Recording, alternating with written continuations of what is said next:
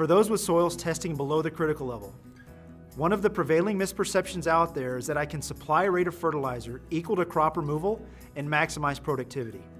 However, that is not necessarily true and can cost you some serious money in terms of lost yield.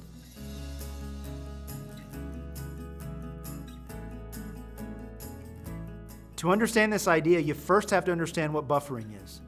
Buffering is basically the ability of a soil to resist change in soil test value. This happens because nutrients get trapped between clays within the soil and can take some time to escape, or what we call buffering. So if my goal is to increase the availability of potassium in my soil, it's not that I can supply 1 pound of potassium per acre and see my soil test on that same acre go up by 1 pound. There is some buffering in that system.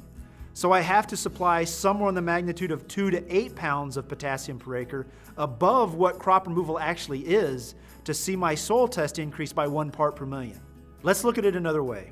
Let's say this football stadium represents a plant.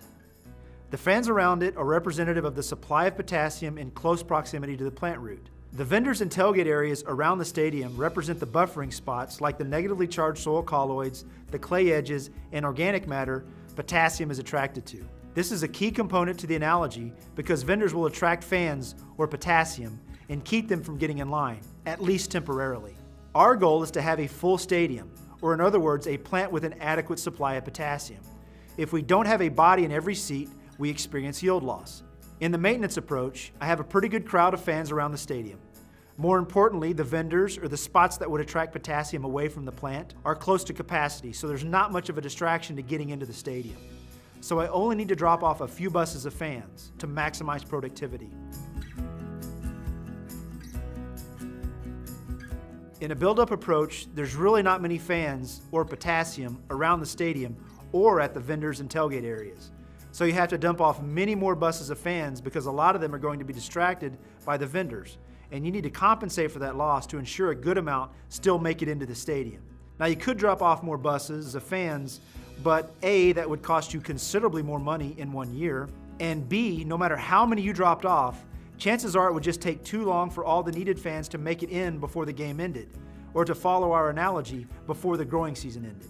So you can see how doing it this way results in more fertilizer cost and less likelihood of proper potassium sufficiency. Now you may be thinking, how would starters fit into this example? Basically, because starters are put in one specific area, they represent a whole bunch of fans being dropped off at one particular gate.